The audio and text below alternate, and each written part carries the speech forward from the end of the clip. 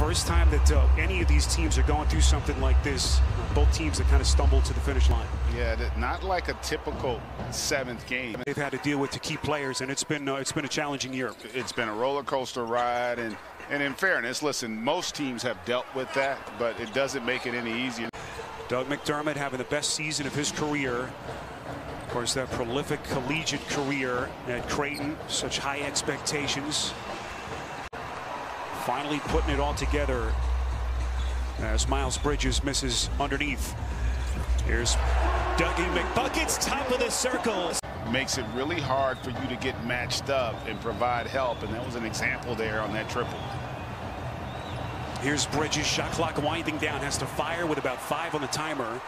This entire team, and you look at the impact they've gotten from Bridges, from P.J. Washington, Malik Monk, or penetration.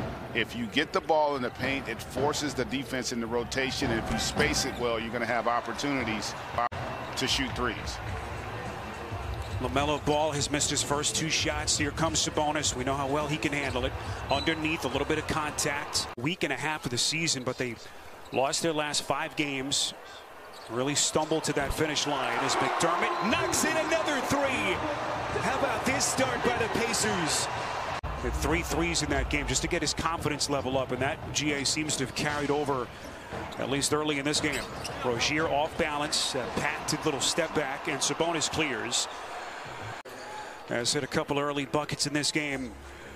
Charlotte's offense has looked okay. It's just the defense. Right, can they get some stops at this end? Sabonis. Hamstrings is cooling down. And you don't want that to get stiff at all as he's gotten off to a solid start. Here's Sabonis, beautiful drop step. He's so good with his feet. For the Pacers.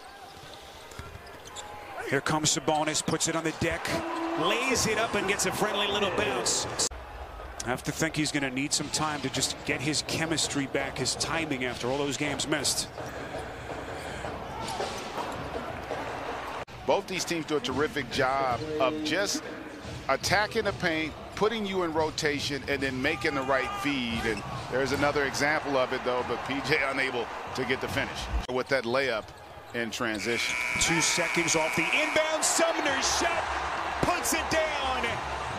And the pace with which they played offensively has been stark. And that's a great point you make there, Spiro, because that does allow you to play with more rhythm, and Graham was trying to draw the foul on that triple there. And that's been the difference, Greg. The 3-point shooting of Indiana. Rozier, open 3. Big factor for Charlotte. And one of the players they hope can bring them back. Charlotte now has dipped below that 30-point clip. Sabonis wants to take Zeller. Offensively, able to knock down that triple. Monk, who's had a career year in terms of his numbers. What a shot, Brogdon! Up over the shoulder, and a chance at 3 for Indiana. He's kind of a guy that plays on the ground. He can probably work himself into a game a little easier. 3-pointer, a little bit short from Monk. And here is Brogdon. Can he get back to his confident self? This will be an offensive foul on Sabonis. And here is Brogdon. Can he get back to his confident self? This will be an offensive foul on Sabonis. That's a good break, though, for Charlotte. Sabonis only 1 of 6 so far in this game. They haven't needed much from him as Bridges misses a tough little floater.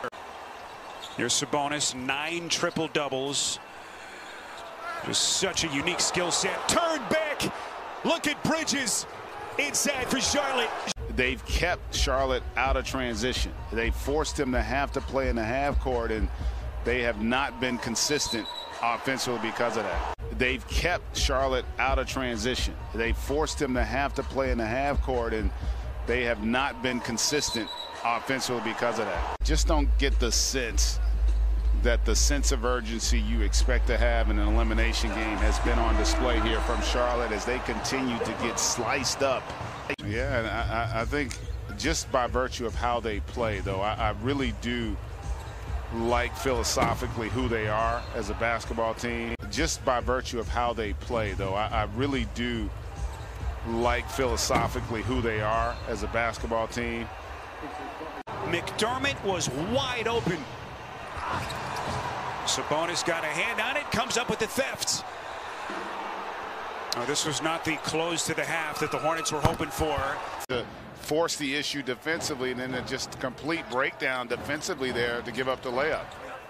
P.J. Washington on a three-pointer won't go.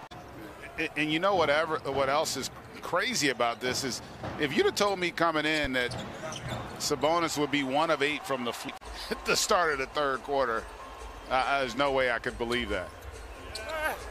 Little pick and roll action, and finally Sabonis able to get to the bottom of the career. GA, who was only 3 of 11 in the first half, finally is able to get one for the Hornets. And while this thing looks like it's out of hand, it's clicking right now offensively. Great chemistry and execution here by the Pacers. Here comes Ball, setting up Zeller. Shot clock down to 1.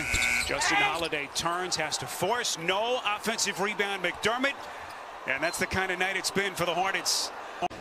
First ever NBA play-in tournament. Ball. Oh, that would have been thunderous. In command with a 25-point lead. Here's Sabonis, backs down against Washington. A little lean-in step back. And he gets the friendly bounce again. Only his 3rd basket tonight, and that just adds to the craziness of this score. To have this lead on a night that Sabonis has scored only 6 points is incredible. You know, he hadn't shot it well, but boy, he's done everything else well in terms of his passing and rebounding. Self-willing it, had some guys open weak side for 3 and decided not to make that pass, and they continue to kind of play a little hero ball here, not moving it. Here comes Rozier, driving and kicking out to Bridges in the corner. Washington outside Rozier, pull up 3.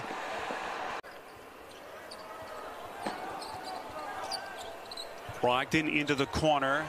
Open 3, Brissett, a little bit short. Offensive rebound, Sabonis. And the other thing they did really well with him, they were terrific in crunch time. And Sabonis, strong move there for the finish because of the defense, forcing some turnovers and getting out in transition. Zeller and Rozier have scored all of Charlotte's points, all 15 in this third quarter.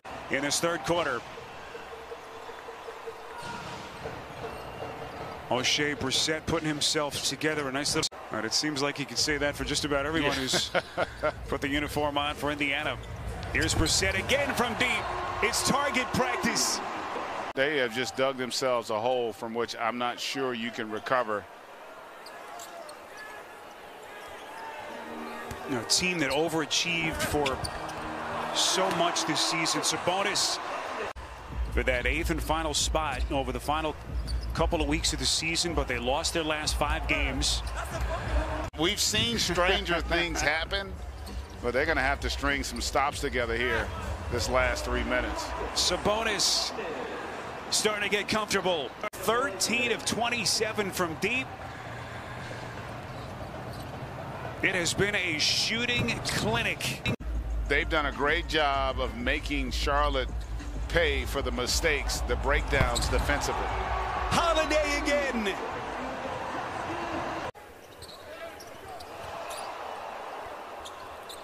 Sabonis takes it back. He's just so gifted with the basketball in his hands. What vision.